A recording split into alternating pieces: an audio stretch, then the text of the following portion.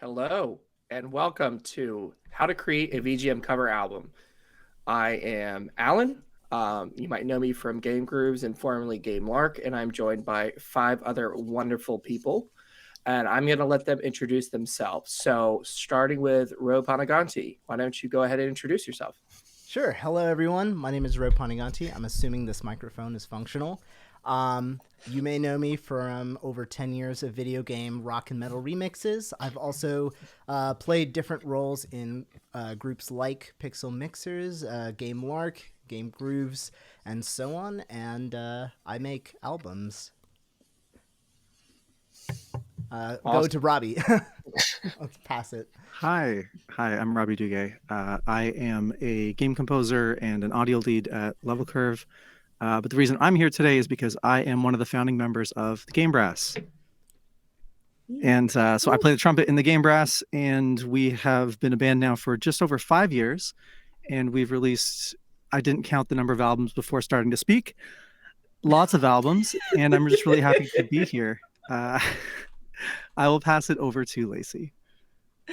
Hi, my name is Lacey Johnson. I'm a cover artist on YouTube and elsewhere. And I've made a couple albums over the last 2 years. And yeah, I'm going to pass it to Tara. All right. Hello, everyone. My name is Tara, also known as Tara C Music on YouTube. Also do video game covers and arrangements. I have made one album, still counts. Been involved in a lot of other albums and projects as well. So yeah, I'll pass it on to Hash. Hey, hi chat. I'm Hashel from Pixel Mixers from Belgium, which explains my exotic accent. I'm mostly here to take notes from everyone and use them for myself later. There you go. Don't be modest. You also produced a lot of albums. Probably the most of anyone here. Yeah, but easily the most. I would say, I would say the most. Quantity and quality, not always. But... Well, hey, I mean, there's still quality albums. Yeah.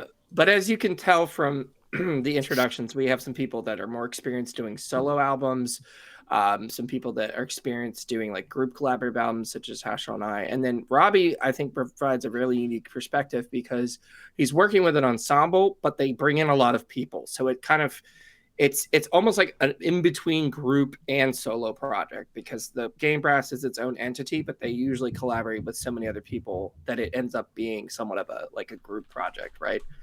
And we all know how fun those can be from school. So I'm excited to hear what everyone has to say about how to create a VGM cover album. And before we get into this, we obviously have to talk about something very important, which is how to do this legally, right?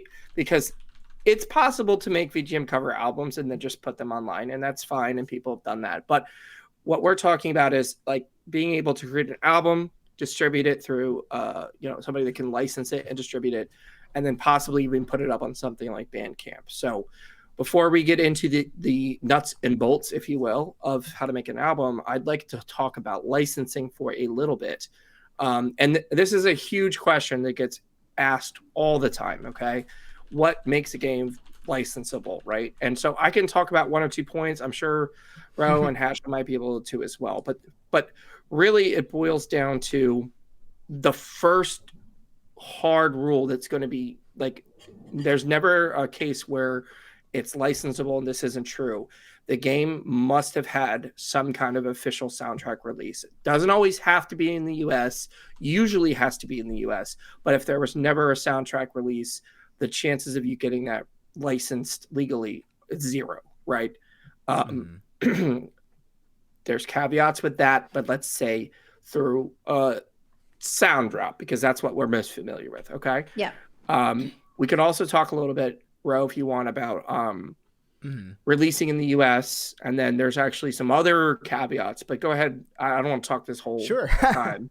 Well, all of us in this panel, and probably a ton of people in chat know, like Alan said, that the basis of all of this is truly that in order to create these covers, or sometimes people call them remixes, arrangements, and monetize it fairly under the law, you're trying to benefit the original composer, and the way you do that can vary depending on your service and distributors.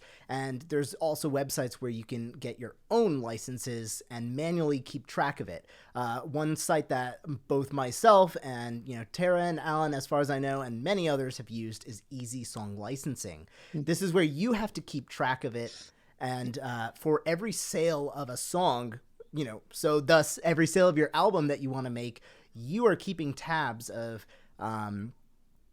paying the composer kind of like ahead of time. Like, I think I'm going to sell 100 copies of my album. My album has 5 songs, 5 times 10.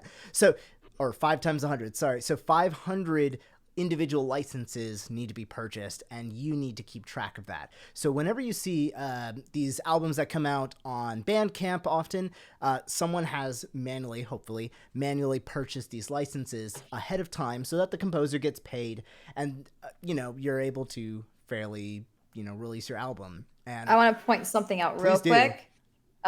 This little seal is what you can get and you can put on your album to basically prove that you have licensed everything properly. And this was through Easy Song Licensing. So we're able to put this right on the back and be like, yes, this was legally licensed. This is legit. Also, if you are going through Easy Song, do that. I think it's $29. And the reason you want to do that is twofold. As Tara said, you can put it on, I guess, your physical album, or put it somewhere on your album page. Whenever you go to re-up, right? So say you buy 100 licenses for a 10-track album, you sell 90 of them, you're thinking, oh, I'm going to need more.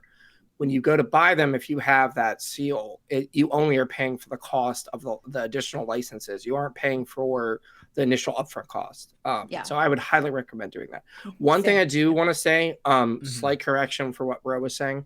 It's actually the original composer's credited, but it's the original rights holder. Yes. So it's not always the original composer. For indie games, a lot of times it tends to be, but for large AAA titles, it's usually the original rights holder, and that can vary. Like, for instance, Grant Kirkhope does not own the rights to Banjo-Kazooie or Banjo-Tooie. Right. I think the technically it's the publisher of the music, whoever that may be. Right. Okay. So if you've got an album that has been released, okay, one thing you probably shouldn't do, although we've all done it, is just search for that song online and be like, well, there's 5 tracks from this game and I see this, that should be fine. These rules kind of change. They get tighter, they get firmer, or they get looser. It's not always a safe bet that if you see covers that are on Spotify that it's still licensable. You can go to Easy Song Licensing, and they have a song database. That's really helpful for seeing if there's any record of this song being licensed. However, again, caveats. This is all gray area caveats. Yeah. I have heard from, I think it's Nate Horsfall, I forget his Twitter tag, that they post songs that are licensable and requests, and I'm not sure that they you can actually see that distinction on the database. So for those of you who are familiar enough with the Easy Song Licensing website or not, you just need to go there, look up their database, and it's a whole list of songs that have been, recognized. But this list also includes songs that people want to be recognized, which obviously means, not everything's going to be there. So again, I saw someone mention Super Mario Galaxy 2. That and many, many, many great games just don't have a formal soundtrack. Nintendo. Yeah, I know. Obviously, offenders are often the oldest companies. So, yes, you do need to do this for Bandcamp or physical albums. I see that pop up right there. And again, the reason why and the whole basis of this is, essentially paying the composer what their due is, and that's just kind of how the legal system works right now. Yeah, because Sounddrop, they only do the distribution and the licensing for anything that they're able to actually upload the music onto. And since Bandcamp is a user-based website, right, where the users, the musicians themselves they upload that music, then you are the one responsible for actually like securing the licenses needed. And yeah, as Rose said, you can just do it up front and then keep track. If you reach over that 100 downloads, then you should probably purchase another 100, and then you're good for the next 100 downloads kind of thing. Yeah. Same thing for the physicals as well. If you know you're going to have like a 200 CD run, like a limited run or whatever, you could just purchase those 200 licenses and then you're good. So yeah. And if you're just getting started, I would say maybe either reach out to one of us, or you could just try doing Sounddrop first, and you can always do Bandcamp later if it's a little confusing. Sounddrop is very intuitive, very lots of helps and guides. I believe that somebody created almost 30-minute video. I was about to say it, but now that not to plug it, yeah, not to plug, but an official Sounddrop sanctioned video I made. If you look up how to license covers or how to license video game covers, I made a 30-minute, hopefully not, confusing video that goes through not only the process of how to go on the website, but, also a little bit more like, what everyone's been talking about. Why is this the process? And, what's the pipeline from I have an idea for a cover to now it's on Spotify or now it's on iTunes or anything like that. I also did a speed run and no one has beaten my record. I love the idea of, sorry, Rahul in the chat is saying any percent speed run. I would love to see what an any percent speed run, or is that like a revenue split? Robbie, I posted one. I mean, it's world record, so, come at me, but I don't even know what to say. We could talk about licensing for this entire panel, but I don't want to, because especially there's a big thing that I don't have time to get into, which is mechanical versus sync, and that's like YouTube licensing versus other kinds of licensing. For this panel, we're going to strictly focus on mechanical licensing because that's what we can talk about the most. So now that you kind of understand a little bit, like I said, you can reach out to any of us. We'd be happy to talk to you about like the ins and outs if you need additional questions. Let's talk a little bit about pre-production, right? So what's pre-production? Coming up with the idea, right? What plus what equals an album, right? And this is where I'd like to hear from like some of the solo artists. I can talk a little bit about Game Group, but I don't want to talk this entire time. For me,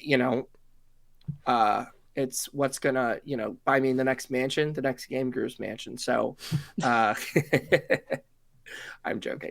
Anyways, Lacey or Tara, I'm curious to hear from you. What you all do. Yeah. Okay. So for me, the two albums that I can talk about at least right now are the two that I just put out, which is The Midnight Channel, which is a Persona 4 themed album, and then Next Mission, which is a Metroid themed album. And the reason I even did either was that I just was having a lot of fun with it. And I saw there was a question already as well in chat that's kind of like, at what point do you just like commit to making a record as opposed to just doing several tracks or an EP or, not even a release, just a single. And I think for me, at least, it's such a personal process. And I think it's a lot of time. And since I'm the one doing 100% of the work involved, the mixing, the recording, the mastering, everything, I have to love what I'm doing. And if I'm very lukewarm on an idea, I'm not going to commit a whole record to it. And this is just in my experience so far. I've only made single franchise or single series installments. I am working with the idea of a compilation album, so more of a concept rather than a game itself. But for me, Persona 4 is one of my favorite games of all time, so it was very easy to fully commit myself to making a record for it.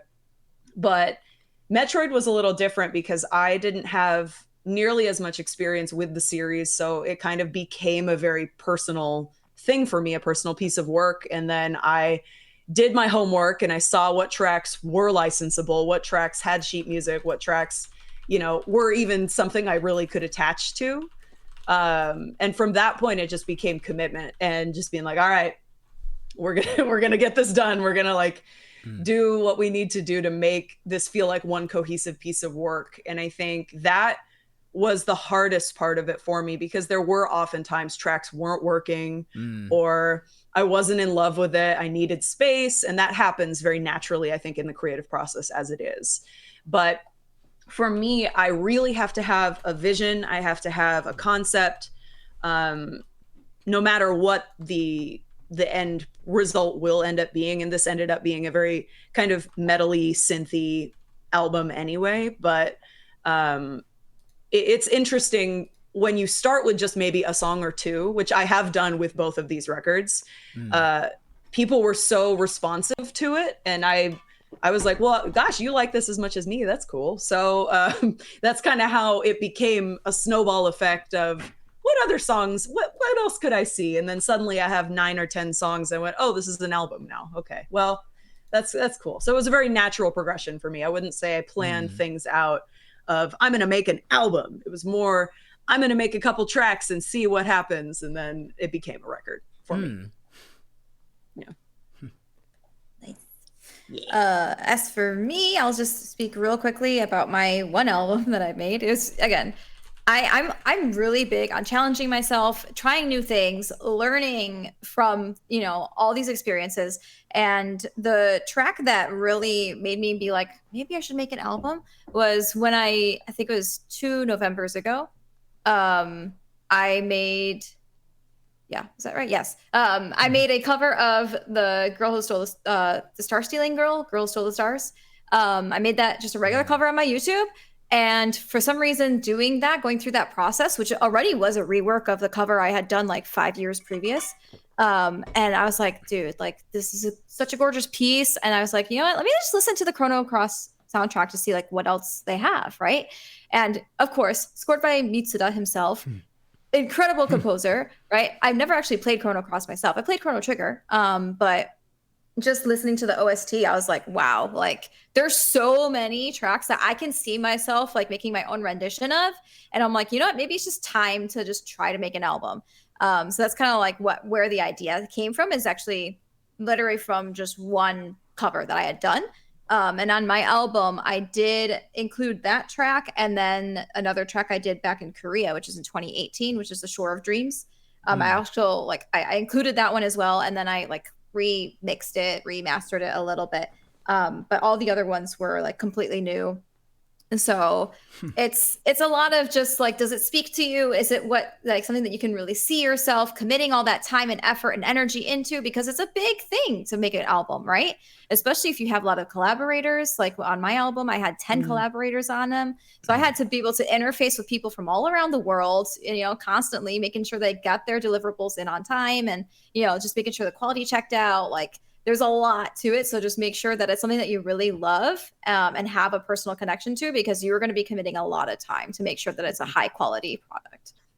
I wanted to bounce off that because both of you mentioned some really, really interesting inspiration sources. And especially when you talk about like, you're going to be stuck with this for a while, so you should really like it. I think I come to that same conclusion from a different source, because I grew up so much on albums being like movies almost. They're iconic. The Wall, Dark Side of the Moon, Master of Puppets, and even how old are you, bro? You don't. You know what? And even like modern albums that have inspired me, you know, Dream Theater and Between the Buried and Me, all these concept progressive albums. Of course, many of you know I love prog rock, which is, you know, a lot of old music, and prog metal, which is a lot of new music. So I want to make my album sound really good.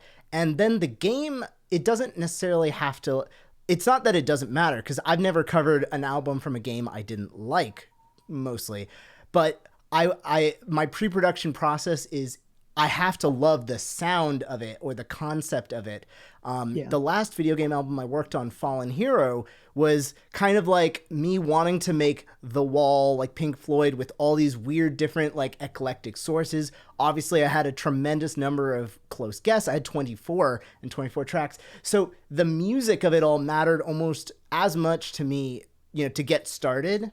So I wanted to figure out like, okay, this album has to be like this length, this many songs. I want to have this kind of a ballad. I want to, you know, a song that's just a bass solo, things like that, because I knew that would kind of carry me, just as, you know, Lacey mentioned the choice of Persona and Metroid, or Tara picked a composer that speaks to her really well. So like it's the same thing, but it just came from a different area. And I think, obviously, we'll talk about making the stupid album, like production and guitar sounds and writing is going to be so crucial.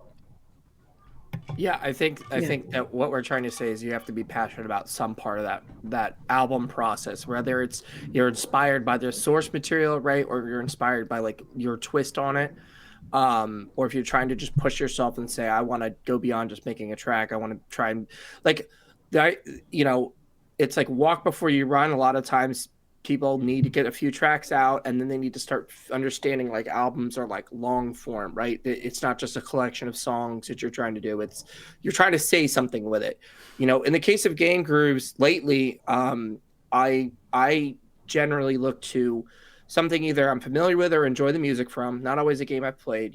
I know I'm terrible for not playing Kingdom Hearts, but we all know I didn't. But like Zelda, right? There was some part of me that said pop punk and Zelda makes sense, right? My tweet. Yeah, gross tweet. Alan needs a good pun, everybody. Don't get me started on pun. The great pun. Yeah, great. That's pun. fair. Game Brass lives. The band is a pun. pun. Yes. I had a short answer to pre-production. It's we choose the best pun and go from there. We have a spreadsheet of tabs, each with ideas for albums, and then when we come up with the best pun title, that's the next album. I mean, Brass Effect was so genius. Yeah, it was. Great album, great name. But yeah, so it's all about like finding some kind of fun little twist. Like I said, for some albums we don't go for specific genres, but for some, like maybe a Majora's Mask house album, for example, that sounds like, hey, I wonder what that sounds like. That's the spark for me is like as a producer, like what would this sound like? You know what I mean? And it's not necessarily about doing something that no one's ever done before, just having something you want to see. Hasha, what is your process? I know that Pixel Mixes is a little different because I think you all involve like a voting system, right? On what projects? We choose a chaotic democracy. So every now and then, for 24 hours, I collect suggestions from people from the community, and we usually end up with between 60, 80 different themes, and then I open Google form and I make polls. So, first poll, we go from 80 to 20. Then there is a semifinal for which I make a playlist because I want to use the polls to be a way for people to also discover new music that they would not have listened to otherwise. And then we keep the top 5, and then from the top 5, new playlists so people can discover even more. And in the end, the theme with the most votes wins, and it becomes our album. We just have 2 small exceptions. We host monthly contests that have like also an annual championship. And at the end of the year, we take the top 3. The winner gets 3 proposition for a album theme. The second gets 2, the third gets 1.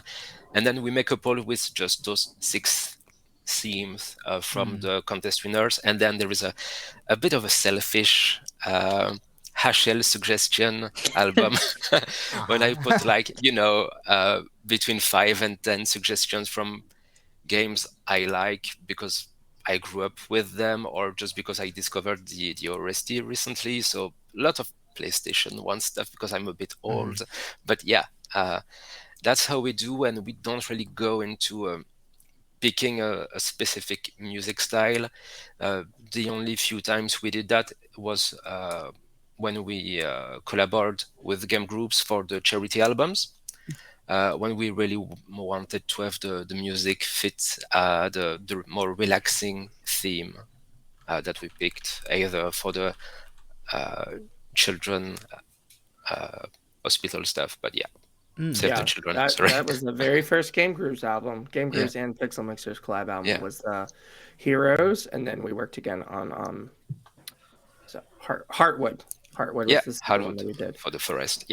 So as you can say, there's lots of different ways to approach it. There's not one correct way. Just be prepared that you're going to hit parts where you got to push through it, right? Like you got to have something that you're passionate about, not just, well, I think that this is no offense. I mean, you can go off trends, but you better have some other ulterior motive, some other motive beyond just this is what I think could do well, right? Because that we'll get to that in post production. But it's really difficult to tell what's going to hit and what's not, right? Yeah. So we've spent some good time on pre-production. Let's talk a little bit about getting into the nitty gritty. Really quickly, let's Hash and I talk about how we coordinate track selection, and then maybe the solo artist and Robbie as like, I don't know, Robbie's like a group hybrid artist. Your own genre. We can talk about like how to genre. Yeah. For game groups, a lot of times it's just first come first serve, unless there's somebody that really strongly wants something, and then I'll usually coordinate some kind of like peace offering, like, oh, you can have this track, bribe. This person has that track. Yeah, bribe. There you go. Hashel, how does it work with Pixel Mixers? I'm curious. Well, it really depends how familiar I'm. When it's me, the producer, I'm not always a producer, but most of the time I am. If I'm very familiar with the album, I may attempt some narrative creativity with the song order, like for the FF9 album that we did a couple of years ago, more than 100 tracks. Because how familiar I am with the story and the meaning of each song, I really wanted to have each of the 6 discs to have a full narrative within them, but it's only when I'm super confident in my knowledge of the song. So in general, either I follow the official OST order to keep it simple, or I just try to find a good flow with the different music style and try to have, some more relaxing moments, more passionate, aggressive moments with more metal and stuff. And, make sure the transitions go smoothly, because as we are a big collective of many, many different influences, we go from metal to electro to folk to solo piano, etc. So it's a challenge to find an order in which those tracks will flow well together. That's the main challenge, really. So yeah, it really depends from a project to another. I was going to say, I also wrote an entire article basically on how I arrange track order for albums. So if anybody wants further in depth on my thinking, yeah, it works. Check that out. Use it. I don't know. It works. I send Alan every single one of my game albums before they come out, and my actual album. But I'm always eager to see what he thinks of the transitions, because especially like a lot of my albums flow the songs into each other, on purpose, and that's like a very challenging thing to do. But it's also like one of the most signature things of progressive rock and metal music. Yeah. But yeah, check out that article. It is very helpful, Alan. I use it literally all the time. Someone want to link that in chat? Yeah. I'm happy to hear that. Also, I'm curious, like when it comes to, what solo artists feel like what's your process for deciding which tracks to include? Tara, you were saying you started with one and then you were kind of picking and choosing what other tracks for your album. Lacey, same thing. Yeah. Robbie, we know you just use puns, so you've told us your secret now. That's going to be my strategy with game. I'll give a better answer in a sec. No, it's okay. Well, for me, like, it started off that way, and if you look at the album, that track is number 8. So it wasn't like, oh, let me just put that one first. It was a lot of me figuring out the tracks that really spoke to me, that I wanted to cover, that I felt I could accurately cover with my skill set and like whoever I wanted to collaborate with, that I thought would be good. Because I mean, I'm not someone who can make like a rock or metal track, so if anything was like hardcore battle theme, like that's why there's really none on here. There's one battle theme I wanted to add, actually. I think I wanted Row to be on it, and then it was quite complex. It was complex, so I just like swapped it out with a different one real quick, because I was like, I just don't have the time, like I can't do it. So in terms of the actual track order for Crossing Worlds, I basically just did it in the order of how you'd hear it in the game, because it just felt like it flowed well. And just in terms of the contrast from track to track, I felt like it worked pretty well too. And the bonus track, which is track number 9, Dreams of the Ages, that's technically one that you hear in the menu if you just leave it on for long enough. So technically that should have been track 1, because there's a bonus track, I wanted to like fit it in between 2 slower tracks because that one's a bit more upbeat. So you can just kind of like play around with it, have fun. Like just whatever fits well with like what you feel, and like how, I don't know, it just kind of depends on how you perceive it. But that's just kind of like what I did. It's just like spreadsheet through, find tracks that I really liked, and then trying to order it like how I felt would flow the best. So yeah, kind of piggybacking off of that too. I make playlists a lot. So I'll find whatever tracks I can that I'm even considering, even if they're just little MIDI mock-ups or something, and I put them in a playlist and I sit with that playlist for a while. I know Alan does the same thing. I do that with YouTube links. Exactly, right. It's very easy to do. It's free to do. And you can kind of sit with the idea. And I put it in the car. I'll listen to it on a walk. I'll like listen to it while I'm working and see how I feel about it, if it's distracting to me or whatever. That's so important, because you as a listener is just as important as you as a creator. If you don't want to listen to an album, some people probably won't either. I wouldn't even say most, but you want to be able to enjoy what you're listening to. And that means you need to give your ears a break. You need to be sure that there's moments that really grab your attention. There's moments that naturally wane. Not necessarily boring. That's obviously what all of us want to avoid at any time. But you want to be sure that the way that things are going is a vision. It's just as important as the work you're making itself. You want there to be a story told. You want there to be an energy, a real natural flow. Because I guarantee if you think of whatever the first album that comes to your mind that you think is the best album of all time, that's like a no skip album, it's that way for a reason. There's usually a really good natural curve and flow of how things are moving in the album. So that's just as important. When you're considering tracks, you want to be sure they all play nice together. And that really, in my experience, comes from, having them in an order that you've tested, that you've proven it makes sense. This works. There's no jarring moment unless I want it to be that way and kind of start a chaotic arc or something. That's allowed too. But yeah, it comes from a lot of trial and error and giving yourself that field test, I think.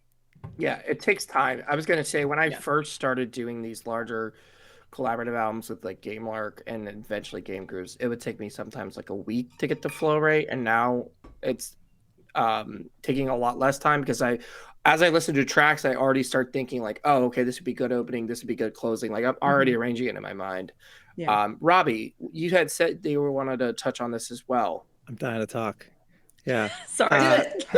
So jumping back to the track selection thing. So when we pitch an idea, that idea might not get made into an album for a very long time. There are album ideas that have been around since Snowtopia that we haven't even started recording things on yet.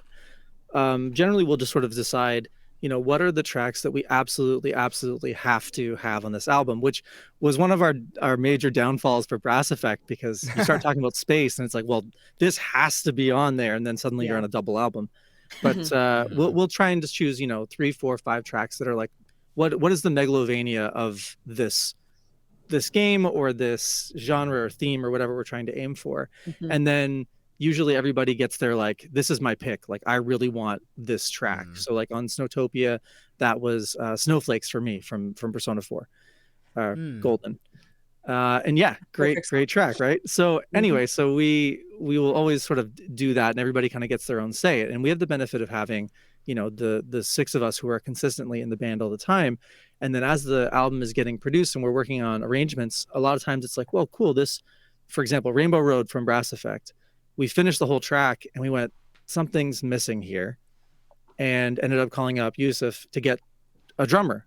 And we added drums. It's like, oh, that was the missing link. Suddenly this track is alive now. So we sort of, everything to do with the album is like a living document, like a thing that's malleable still until we put it out into the world. And actually the track list, we don't decide until everything is already in mastering. We don't really talk or think about how things are going to go until that last stage. We have a band meeting once a week, and when an album finally finishes, it's track order day. And generally, like you said, we'll choose, what's our opener, how do we get people interested in this, what's our closer, how do we do this strong, and then we start thinking about the flow of, oh, how does this song start, how does this flow into that? And we don't always know that until those masters are in works. The thing that we do have though is as a benefit that not a lot of other groups will have is, so I should see shout outs in the chat. I can see Danny Music. He's the other co-founder of the Game Brass. I also see Thomas Kresge. He is our producer. And so he's a member of the band, but he does not play an instrument in the band. He is our producer. He does our mixes. He does some share of the video editing, a large share of it.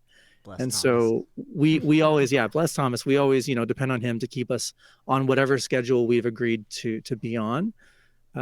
I don't remember what question I was answering, but yeah, we have a big meeting and decide on the track order. Pre-production, yeah. Good. So once the album is already recorded is when we're changing or deciding our track order. Robbie, if I can bounce off you and actually ask you, so you just mentioned that the song order actually doesn't matter, and I can't emphasize how important that is if you were trying to make an album because you're a musician who wants to have people listen to your music. Because I don't know the last time I listened to, well, I like listening to albums because according to Alan, I'm 50, but people shuffle. People don't listen to your albums. They listen to your singles or songs from your album in some giant playlist. So, thinking about your careers, I feel like what Game Brass does is they acknowledge that very clearly that any one of these songs and respective music videos can be a hit all to itself. And you don't have to restrict yourself or spend as much time maybe as, worrying about stuff flowing into flowing. Yeah, and like the one that picks up is not always the one you're going to expect. Like we did a Monkey Island thing and we saw that Monkey Island stuff was popular in the past, and okay, it's not a huge surprise that people like listening to the Monkey Island theme. But we did a track from Outrun and that blew up, and we didn't expect that. We did a track from Ni no Kuni that blew up. We had no idea. Castle Crashers, I think, is our most listened to on Spotify. Like, I love Castle who knew Crashers. people wanted to listen to the Castle Crashers theme? But we had fun writing it, and we definitely wanted to include it on the album, and it panned out great for us.